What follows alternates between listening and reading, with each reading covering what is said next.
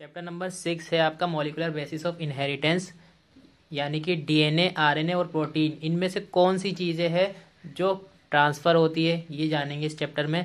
तो डीएनए क्या होता है? DNA is a polymer of deoxyribonucleotides. जो केमिस्ट्री में आपका क्वेश्चन था कि DNA is a polymer of which of the following.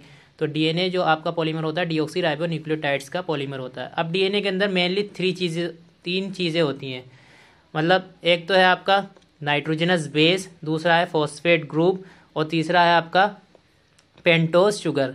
अब चाहे डीएनए हो या आरएनए, फॉस्फेट ग्रुप यानी कि PO4 3- ये सेम रहता है डीएनए में भी और आरएनए में भी। नाइट्रोजनस बेस ये दो टाइप का होता है, प्यूरिन और पायरिमिडीन। ठीक है, प्यूरिन आपका एडेनिन और ग्वानिन, जबकि पायरिमिडीन आपके तीन होते हैं, CTU, साइटोसिन, थाइमिन और यूरेसिल। अब हम डीएनए की बात करते हैं। डीएनए के अंदर एडेनिन थाइमिन के साथ बेस पेयर बनाता है, डबल हाइड्रोजन बॉन्ड। ठीक है, और जबकि ग्वानिन और साइटोसिन हमेशा, चाहे डीएनए हो या आरएनए, ट्रिपल बॉन्ड बनाते हैं। जबकि आरएनए में अगर देखें, एडेनिन यूरेसिल के साथ डबल बॉन्ड बनाता है और ग्वानिन अभी आपको बता दिया, ये दोनों चीज़ें सेम रहती हैं। अब आते हैं पेंटोज शुगर के अंदर।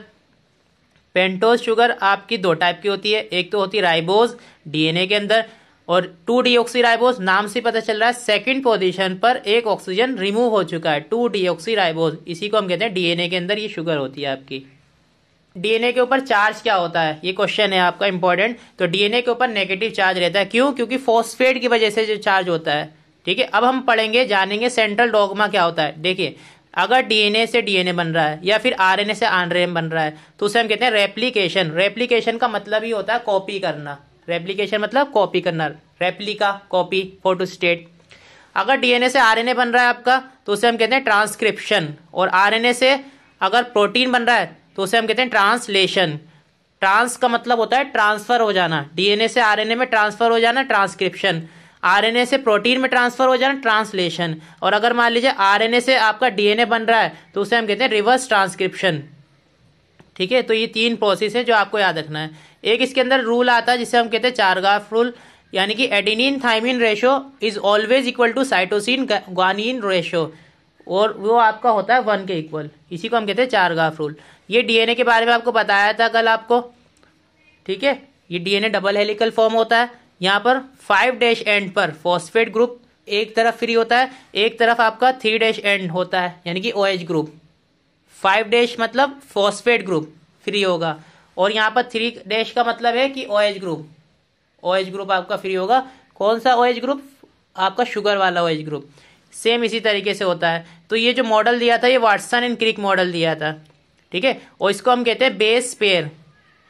और ये भी बताया था आपको कि डीएनए का जो फैशन होता है वो राइट हैंडेड फैशन होता है, मतलब राइट हैंडेड कॉइल होता है। और 1 पिच के अंदर 10 बेस पेयर होता है। 1 पिच अगर हम देखें तो इसके अंदर कितनी बेस पेयर होती हैं? 10 बेस पेयर होती हैं।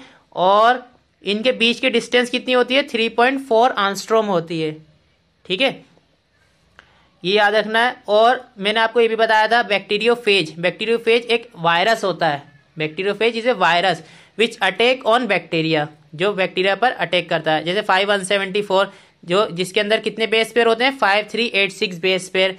इसी तरीके से एक लैम्डा बैक्टीरियोफेज होता है जिसके अंदर 48502 बेस पेयर होते हैं। और ई कोलाई एक आपका होता है, बैक्टीरिया होता है। ये दोनों तो आपके वायरस थे, ये बैक्टीरिया है। इसके अंदर कितने बेस पेयर होते हैं? 4.6 × 10⁻6 बेस पेयर। जबकि ह्यूमन के अंदर बात करें, हैप्लॉइड कंटेंट में 3.3 × 10⁻9 बेस पेयर होते हैं। बेस पेयर समझ रहे हैं ना आप? इनको बेस पेयर कहते हैं। डिप्लॉइड में ये होता है आपका।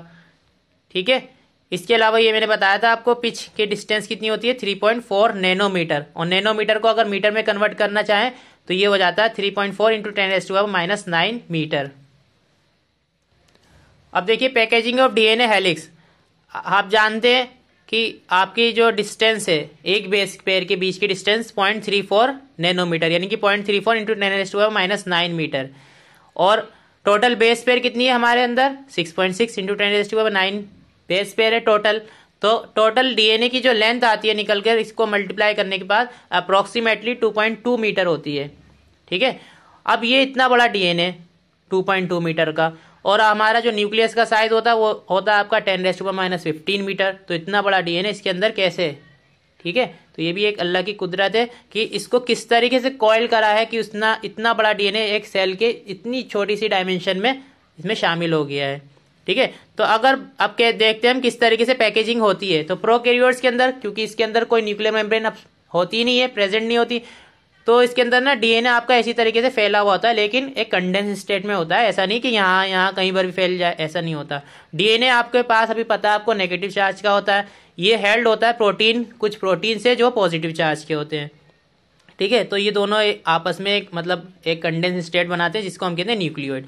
अब यूकैरियोट्स के अंदर बात करते हैं तो पॉजिटिव चार्ज बेसिक प्रोटीन्स होते हैं जिसको हिस्टोन्स कहते हैं। हिस्टोन्स के अंदर कुछ बेसिक अमीनो एसिड्स होते हैं जिनका नाम याद रखना आपको, लाइसिन एंड आर्जिनिन। ये कुछ बेसिक अमीनो एसिड्स होते हैं जो पॉजिटिव चार्ज कैरी करते हैं, इसी की वजह से हिस्टोन्स के ऊपर पॉजिटिव चार्ज आता है। अब ये याद रखना आपको कौन कौन से अमीनो एसिड्स होते हैं हिस्टोन्स के अंदर, लाइसिन एंड आर्जिनिन। इसको ऐसे भी याद रखना, बेल। ठीक है, एच बेल। अब ये आपको कल बताया था कि हिस्टोन ऑक्टामर बनता है, यानी कि ये आपका हिस्टोन है, इसके ऊपर डीएनए रैप्ड होता है इस तरीके से, और इस स्ट्रक्चर को हम न्यूक्लियोसोम कहते हैं। न्यूक्लियोसोम में अप्रोक्सीमेटली 200 बेस पेयर होती है। इसी तरीके से देखो बहुत सारे न्यूक्लियोसोम इस तरीके से एक सीरीज बनाते हैं, तो उसी को हम कहते हैं क्रोमेटिन। ठीक है, तो ये इस तरीके से दिखता है आपका बीड्स ऑन स्ट्रिंग की तरह। हिस्टोन के अलावा कुछ नॉन हिस्टोन क्रोमोसोमल प्रोटीन भी होते हैं आपके। ठीक है, ये भी याद रखना। Some region of chromatin are loosely packed, light होते हैं। कैसे होते हैं? लाइट, जिसको हम कहते हैं क्रोमेटिन। लूजली पैक्ड मतलब ये दूर दूर होते हैं। ठीक है, तो उसे हम कहते हैं यूक्रोमेटिन। और ये जो होता है आपका ट्रांसक्रिप्शन एक्टिव होता है, क्योंकि यहाँ पर ये डीएनए से आराम से आरएनए बन सकता है, तो इसे कहते हैं ट्रांसक्रिप्शन एक्टिव प्रोटीन। तो आपका क्वेश्चन अगर आए which of the following is transcription active, तो आपका आंसर होगा यूक्रोमेटिन। जबकि ये जो होता है आपका हेट्रोक्रोमेटिन, ये कैसा होता है? डेंसली पैक्ड होता है और स्टैंड डार्क, मतलब ये बहुत करीब करीब होते हैं इसमें न्यूक्लियोसोम। ठीक है, तो ये याद रखना, euchromatin are transcriptionally active protein. अब इनके बाद आए थे 1928 के अंदर ग्रिफ्थ, है ना, इन्होंने ट्रांसफॉर्मिंग प्रिंसिपल दिया था। इन्होंने 2 स्ट्रेन लिए थे, यानी कि 2 टाइप के बैक्टीरिया लिए थे, एक स्मूथ एक रफ। स्मूथ इसलिए स्मूथ है क्योंकि इसके ऊपर जो बैक्टीरिया होता है इसके ऊपर पॉलीसेकेराइड की कोटिंग होती है, म्यूकस पॉलीसेकेराइड की। इसी कोटिंग की वजह से ये वायरुलेंट हो जाता है, मतलब जहरीला हो जाता है। जबकि ये जो रफ होता है इसके ऊपर कोई कोटिंग नहीं होती, ये नॉन वायरुलेंट रहता है। अब क्या करा इन्होंने, पहले क्या करा, एस वाले बैक्टीरिया को इंजेक्ट कर दिया माइस के अंदर, तो माइस क्या हो गया? डाई हो गया, मर गया।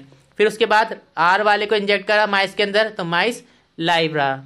ठीक है, ये तो चीज क्लियर थी, ये तो सिंपल सा था। लेकिन जब इन्होंने एस वाले को हीट किल कर दिया, तो इंजेक्ट करा माइस के अंदर, तो माइस लाइव रहा, यानी कि माइस उसके कोई फर्क नहीं पड़ा किससे? एस वाले से हीट किल होने के बाद।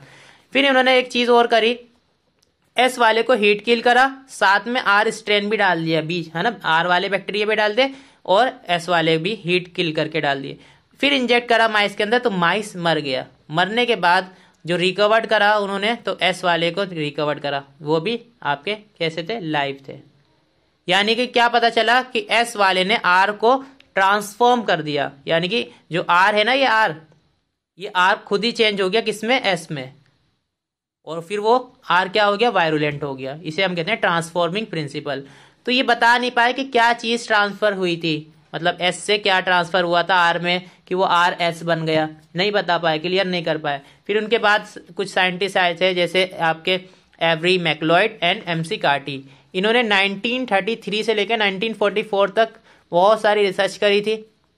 उसके बाद ये फाइनल डिसीजन पर आए थे कि मतलब प्रोटीन डाइजेस्टिंग एंजाइम से ही मतलब प्रोटीएज से ही प्रोसेस देखा, तो इस पर कोई फर्क नहीं पड़ा, जैसा हो रहा था होने लगा।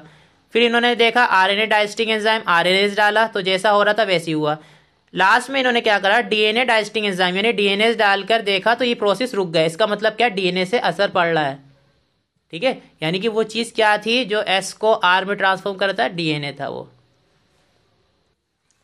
अब इसके बाद देखो आप कि अनइक्विवोकल प्रूफ किसने दिया था कि डीएनए ही आपका जेनेटिक मटेरियल है। मतलब अभी तक तो ये बता रहे थे कि हाँ कोई चीज ट्रांसफॉर्म होती है, लेकिन कोई फाइनल प्रूफ के साथ नहीं पहुंचा था इस मद्देनजर में कि हाँ कि डीएनए ही होता है आपका मतलब जेनेटिक मटेरियल। लेकिन हर्शी एंड चेज ये 1952 में इन्होंने एक्सपेरिमेंट करा था, हर्शी और चेज ने। चलो, इन्होंने क्या करा था, बैक्टीरियोफेज लिया था। अभी बताया था आपको बैक्टीरियोफेज एक वायरस होता है जो बैक्टीरिया पर अटैक करता है। अब इन्होंने क्या करा कि 2 टाइप की स्ट्रेन बनाई। एक बैक्टीरिया पर रेडियो एक्टिव फॉस्फोरस को डाल दिया, यानी कि रेडियो एक्टिव फॉस्फोरस आपका जिसका एटॉमिक मास 32 होता है। दूसरे बैक्टीरिया पर इन्होंने क्या करा, यानी कि दूसरे बैक्टीरियोफेज पर, बैक्टीरिया नहीं बैक्टीरियोफेज यानी कि वायरस, दूसरे वायरस पर क्या करा इन्होंने 35 यानी कि सल्फर ले लिया, डाल दिया उसके अंदर 35 का। ये दोनों ही कैसे हैं, रेडियो एक्टिव। रेडियो एक्टिव का मतलब ये है कि जिसको हम आगे जनरेशन में अगर ये ट्रांसफॉर्म होगा, है ना, जैसे मान लीजिए ये वायरस है, वायरस से आपके इसके प्रोजेनी बैक्टीरिया बनेंगे, जो मतलब वायरस को आप पहले क्या करोगे, बैक्टीरिया के अंदर डालोगे, क्योंकि बैक्टीरियोफेज है ना ये। बैक्टीरियोफेज मतलब ऐसा वायरस जो बैक्टीरिया पर अटैक करता है। तो आप क्या करोगे, इसे इंजेक्ट करोगे बैक्टीरिया के अंदर। तो अगर बैक्टीरिया से जो नए बैक्टीरिया बनेंगे उनके अंदर मान लीजिए फॉस्फोरस आ गया या फिर सल्फर आ गया, तो हमें पता चल जाएगा कि कौन सी चीज ट्रांसफॉर्म होती है। तो इन्होंने 3 स्टेप्स करे थे, इन्फेक्शन, ब्लेंडिंग एंड सेंट्रीफ्यूगेशन, ये याद रखना आपको। तो ये करने के बाद फाइनली इन्होंने देखा था कि हाँ फॉस्फोरस डिटेक्ट हुआ था सेल्स के अंदर। इसका मतलब क्या, फॉस्फोरस डिटेक्ट हुआ यानी कि क्या ट्रांसफर हुआ है, डीएनए। सल्फर डिटेक्ट नहीं हुआ, इसका मतलब प्रोटीन ट्रांसफर नहीं हुआ। तो ये चीज थी, डीएनए ट्रांसफर हुआ, प्रोटीन ट्रांसफर नहीं हुआ। फिर इसके बाद अगर कोई आपका जेनेटिक मटेरियल है या नहीं है तो उसके अंदर कुछ क्राइटेरिया होने चाहिए। तो सबसे पहले चीज वो रेप्लिकेशन कर ले, अपनी कॉपी बना ले। दूसरा केमिकली एंड स्ट्रक्चरली स्टेबल होना चाहिए। ये आप देख सकते हो ग्रिफ्थ एक्सपेरिमेंट से कितना ज्यादा स्टेबल था कि उसको हीट किल करा तब भी वो जीता रहा। इसके अलावा जो आपका जेनेटिक मटेरियल हो वो स्लो चेंजेस भी शो करे, यानी कि म्यूटेशन। म्यूटेशन का मतलब होता है डीएनए के अंदर कोई चेंज आ जाना, अल्टरेशन हो जाना, चेंजेस आ जाना। इसी की वजह से क्या होगा, एवोल्यूशन होगा और आखिर में वो अपने आप को एक्सप्रेस कर सके मेंडेलियन कैरेक्टर के बेसिस पर। मेंडेलियन कैरेक्टर आप जानते हैं ना, जैसे डोमिनेंट, रिसेसिव, ठीक है, जैसे टॉल के लिए था, हाइट, है ना, ये सारी चीजें वो एक्सप्रेस कर सके। ये 4 क्राइटेरिया है जो ये जरूरी है जेनेटिक मटेरियल के लिए, ठीक है। अगर वो जेनेटिक मटेरियल है तो 4 क्राइटेरिया होना जरूरी है उसके अंदर।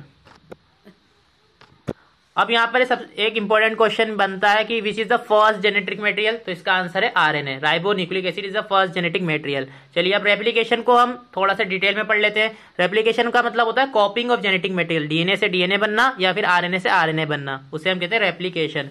तो अब आप एक चीज देखिए, ये आपका पेरेंट डीएनए है, ये आपका पेरेंट डीएनए, इसकी 2 कॉपी बनेगी, ठीक है। तो 2 कॉपी बनेगी, एक देखो ये दोनों स्ट्रैंड अलग अलग हो जाएगी आपकी, ठीक है, एक स्ट्रैंड अलग, एक स्ट्रैंड अलग। अब इस स्ट्रैंड से एक नया डीएनए बनेगा, ठीक है। तो आप देख सकते हैं यहाँ पर कि एक तो आपकी पेरेंटल स्ट्रैंड होगी, ठीक है, एक ये वाली और एक ये वाली आपकी। और जो नई बनी है इसे हम कहते हैं नॉन पेरेंटल स्ट्रैंड या फिर डॉटर स्ट्रैंड, ठीक है, न्यूली सिंथेसाइज और डॉटर डीएनए। अब यहां से आप देख सकते हो एक नया है और एक पुराना है, तो इसीलिए हम इसे कहते हैं सेमी कंजर्वेटिव। डीएनए रेप्लिकेशन कैसा होता है, सेमी कंजर्वेटिव। ये भी किसने बताया था, वाटसन क्रिक ने ही बताया था।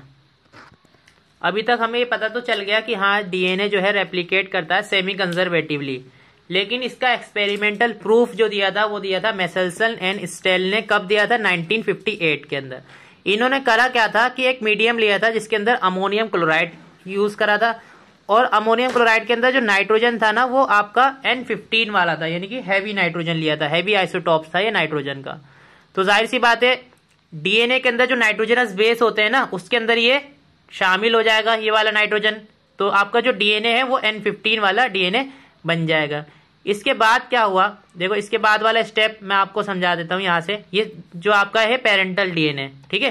तो 20 मिनट बाद जब इसकी लाइफ साइकिल पूरी होगी और ये आप डिवीजन करेगा, तो एक तो आपका इसके अंदर पेरेंटल वाला ही रहेगा। ये 20 मिनट बाद में इधर दिखा रहा हूं आपको, यहां देख लीजिए आप 20 मिनट बाद क्या होता है।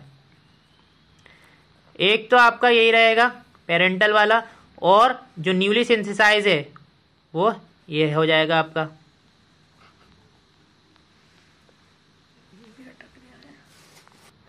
तो एक तो आपका पेरेंटल वाला हो गया, एक ये आपका न्यूली सिंथेसाइज डीएनए हो जाएगा। इसके बाद ये जो दूसरी स्ट्रैंड है इसके साथ भी यही होगा, एक पेरेंटल और दूसरा आपका न्यूली सिंथेसाइज, इस तरीके से हो जाता है। तो यहाँ पर आप देख सकते हैं एक पेरेंटल एक न्यूली सिंथेसाइज, एक पेरेंटल एक न्यूली सिंथेसाइज। सिमिलरली फिर क्या करेंगे, 20 मिनट के बाद और ट्राई करेंगे। ठीक है, आप एनसीईआरटी में देखेंगे तो यहाँ पर 40 मिनट लिखा है। 40 मिनट इसलिए लिखा है क्योंकि 20 + 20 40 इसलिए लिखा है। तो इसमें कंफ्यूज मत होना अगर एग्जाम में कोई क्वेश्चन आ जाए इससे रिलेटेड। क्या होगा देखो, 40 मिनट बाद जो आपका पेरेंटल है यानी कि N15 वाला, वो तो ऐसे ही रहेगा ना, N15 ही रहेगा। तो यहां से देखो बनेगा इसका। बाकी जो आपके नॉन पेरेंटल थे यानी कि N14 वाले, उससे क्या बनेगा, 14 वाला लाइट वाले बनेंगे डीएनए। ये मतलब है इसका। तो यहां पर आप देख सकते हैं इन दोनों में क्या है, N14, इसमें भी क्या है N14, ये भी क्या है आपका N14, ये भी क्या है आपका N14। जबकि यहां पर क्या है, एक N15 है, एक हैवी वाला है, एक N14 है। यहां पर भी एक N15 है और एक N14 है। तो इससे भी पता चल रहा है कि हाँ डीएनए रेप्लिकेट करता है सेमी कंजर्वेटिवली। तो ये एक्सपेरिमेंट प्रूफ कर दिया था मेसेल्सन और स्टेल ने। कब करा था, 1958 के अंदर। ये चीज याद रखिएगा आप। इसके बाद क्या करा था, सिमिलर एक्सपेरिमेंट जिस तरीके से मेसेल्सन और स्टेल ने करा था उसी तरीके से एक और एक्सपेरिमेंट हुआ था, लेकिन अब की बार इन्होंने रेडियो एक्टिव थाइमिडीन का यूज करा था। ये याद रखना है, थाइमिडीन। ठीक है, मतलब ये पता करना चाह रहे थे कि न्यूली सिंथेसाइज्ड डीएनए कैसा होता है। ठीक है, तो ये जो एक्सपेरिमेंट करा था, यूज तो रेडियो एक्टिव थाइमिडीन का करा था। करा किस पर था, ऑन विसिया फाबा। क्या कहते हैं इसे, विसिया फाबा। और इसका एक और नाम है, मतलब कॉमन नेम है, फाबा बीन्स कहते हैं इसे, फाबा बीन्स। करा किसने था ये भी याद रखना है, ये टेलर ने करा था। कपड़े सिलने वाले टेलर नहीं है ये, एक साइंटिस्ट है टेलर। और उनके कलीग्स थे, टेलर्स एंड कलीग्स, उनके दोस्त वगैरह भी थे इसमें। ये भी देखो कब करा था, 1958 में ही करा था इन्होंने। ये चीज याद रखिएगा आप। ठीक है, तो इन्होंने भी यही प्रूफ करा था एक्सपेरिमेंट करने के बाद कि DNA in chromosome also replicates semi conservatively. क्या क्या प्रूफ करा था, डीएनए इन क्रोमोसोम, क्योंकि क्रोमोसोम पर ही तो डीएनए होता है। तो DNA in chromosome also replicate semi conservatively.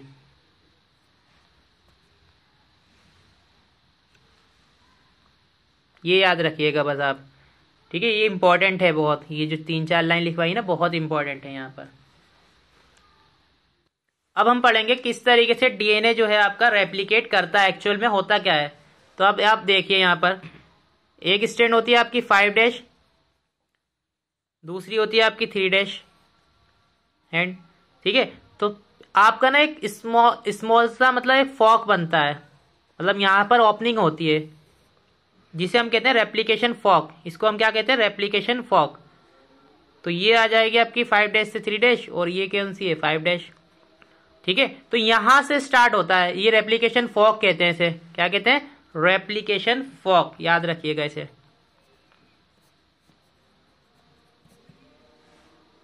अब आप देखेंगे कि यहां पर आपका 3' से 5' पर, यानी कि 5' से लेके 3', इसके अपोजिट में तो आएगा ना, ये तो होता है कंटिन्यूअस स्ट्रैंड, इसे हम कहते हैं कंटिन्यूअस सिंथेसिस।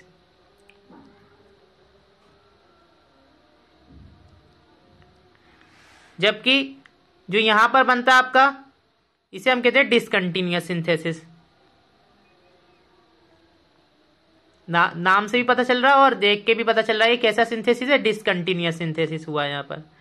ये जो फ्रेगमेंट्स है ना बीच बीच में, इसको हम कहते हैं ओकाजाकी फ्रेगमेंट्स। ये याद रखिएगा, क्या कहते हैं इसे, ओकाजाकी फ्रेगमेंट्स।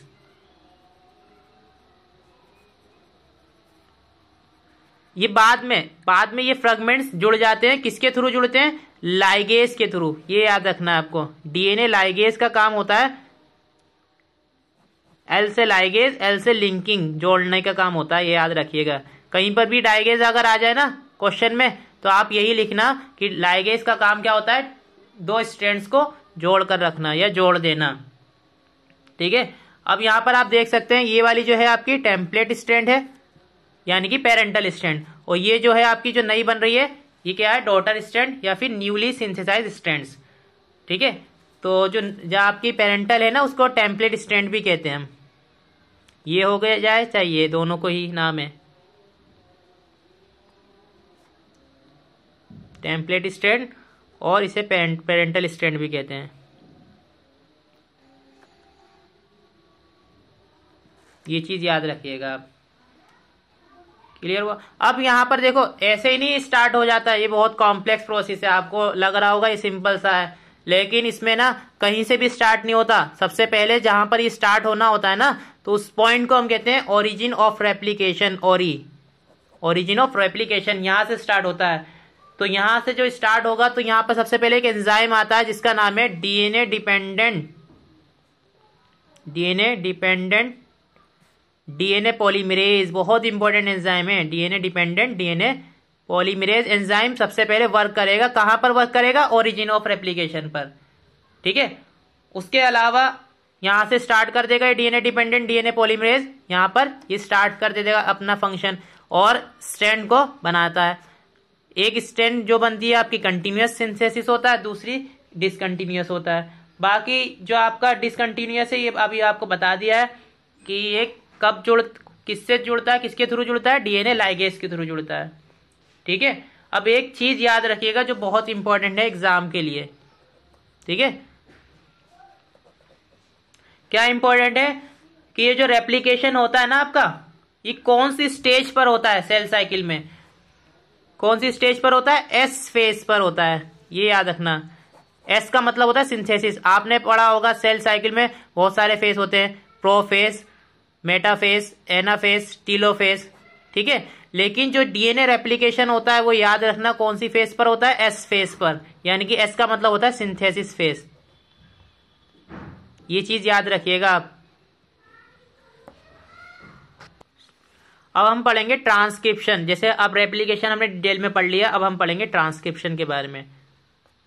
ट्रांसक्रिप्शन क्या होता है? ट्रांसक्रिप्शन अभी आपको पता है डीएनए से आरएनए में बनना। क्या ये सिंपल, इतना सा सिंपल प्रोसेस नहीं है जितना दिख रहा है आपको।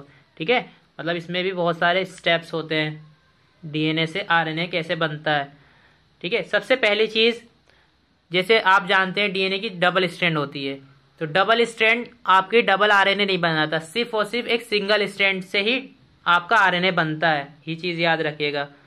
ठीक है, तो मेन पॉइंट है ओनली अ सेगमेंट, एक सेगमेंट डीएनए का, only a segment of DNA and only one of the strand, only one of the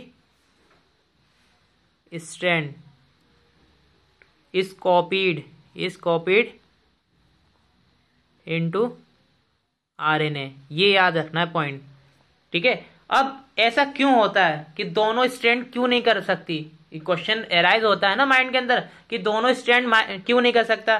तो इसका ये है कि मान लीजिए दोनों स्ट्रैंड टेम्पलेट की तरह एक्ट करने लगे, तो उसकी वजह से क्या होगा, दो आरएनए बन जाएगा, दो स्ट्रैंड से दो आरएनए बनेंगे और दोनों आपस में कैसे होंगे, कॉम्प्लीमेंट्री होंगे, तो वो जुड़ जाएंगे।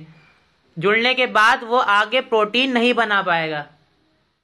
ये मसला है सारा। अगर दोनों डीएनए स्ट्रैंड आपस में आरएनए बनाए तो दोनों जो आरएनए बनेंगे ना वो आपस में कॉम्प्लीमेंट्री होंगे एक दूसरे के। कॉम्प्लीमेंट्री मतलब एक दूसरे से जुड़ जाएंगे, कॉम्प्लीमेंट्री अपोजिट स्ट्रैंड होगी, जुड़ जाएंगे। जुड़ने के बाद वो आगे प्रोटीन सिंथेसिस यानी कि ट्रांसलेशन नहीं कर पाएगा, तो ये सारी एक्सरसाइज आपकी बेकार हो जाएगी। इस वजह से सिर्फ एक ही स्ट्रैंड डीएनए की आरएनए बनाती है, ताकि उस आरएनए से आपका प्रोटीन इजीली बन जाए।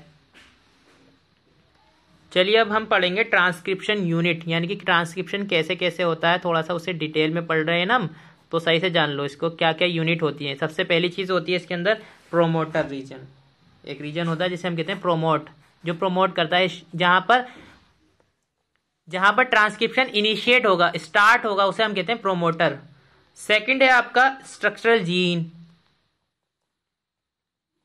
यानी कि जिसके ऊपर ट्रांसक्रिप्शन स्टार्ट होगा, जिस सेगमेंट यानी कि डीएनए की वो सेगमेंट जो ट्रांसक्रिप्शन करेगी उसको हम कहते हैं स्ट्रक्चरल जीन। और थर्ड है आपका टर्मिनेटर।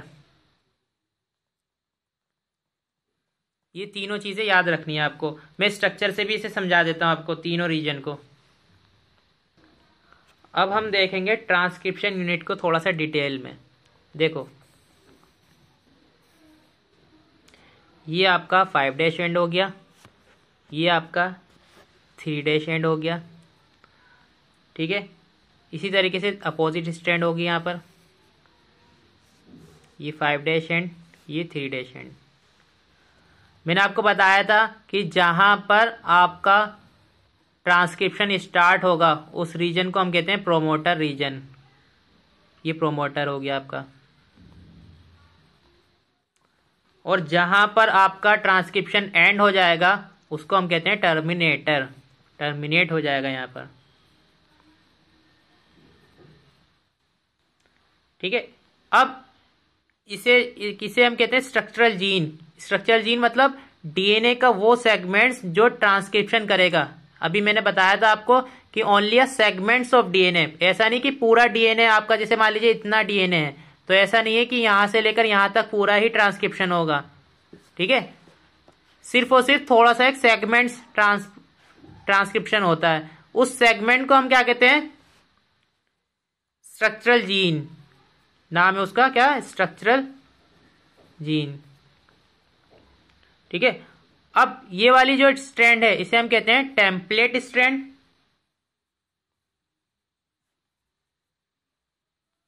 और ये वाली जो स्ट्रैंड है इसे हम कहते हैं कॉर्डिंग स्ट्रैंड। अब एक चीज याद रखिएगा, इस रीजन को हम अपस्ट्रीम कहते हैं और इस रीजन को हम डाउनस्ट्रीम भी कहते हैं। अपस्ट्रीम और इसको हम कहते हैं डाउनस्ट्रीम। ये चीज क्लियर रखनी है बिल्कुल आपको अच्छे से, ठीक है। तो यहां पर देखो, आपका प्रोमोटर रीजन पर ट्रांसक्रिप्शन स्टार्ट होगा, यानी कि डीएनए से आरएनए बनना यहां से स्टार्ट होगा और आरएनए फुल्ली फाइनली यहां पर आपका बन जाएगा टर्मिनेटर स्टेज पर, ठीक है। ये चीज याद रखिएगा थोड़ा सा।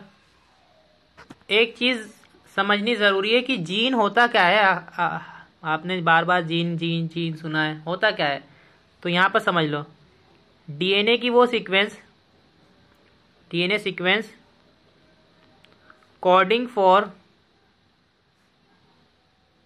टीआरएनए, यानी कि ट्रांसफर आरएनए के लिए कोड करे, या फिर आरआरएनए राइबोसोमल आरएनए के लिए कोड करे, ठीक है। DNA sequence coding for tRNA और आरआरएनए मॉलिक्यूल, यानी कि आप सिंपल में ऐसे समझ लो, DNA sequence coding for RNA molecule define a gene. उसको क्या कहते हैं, उसको हम जीन कहते हैं, ये याद रखिएगा, ठीक है। यहां पर एक टर्म आती है सिस्ट्रोन, ये भी इंपॉर्टेंट है आपकी। सिस्ट्रोन क्या होता है, व्हाट इज सिस्ट्रोन, ठीक है। ये एक सेगमेंट्स होता है डीएनए का जो कोड करता है पॉलीपेप्टाइड के लिए। देखो, जीन क्या होता है, डीएनए सीक्वेंस जो कोड करता है आरएनए के लिए। सिस्ट्रोन क्या होता है, DNA sequence which code for polypeptide, which code for polypeptide। Polypeptide मतलब प्रोटीन, ये चीज याद रखिएगा आप, ठीक है। अब जो स्ट्रक्चरल जीन होता है ट्रांसक्रिप्शन यूनिट के अंदर, वो आपका मोनोसिस्ट्रोनिक भी हो सकता है। स्ट्रक्चरल जीन मोनोसिस्ट्रोनिक भी हो सकता है और पॉलीसिस्ट्रोनिक भी हो सकता है। ये याद रखना, दो टाइप का हो सकता है, मोनोसिस्ट्रोनिक, दूसरा है आपका है पॉलीसिस्ट्रोनिक।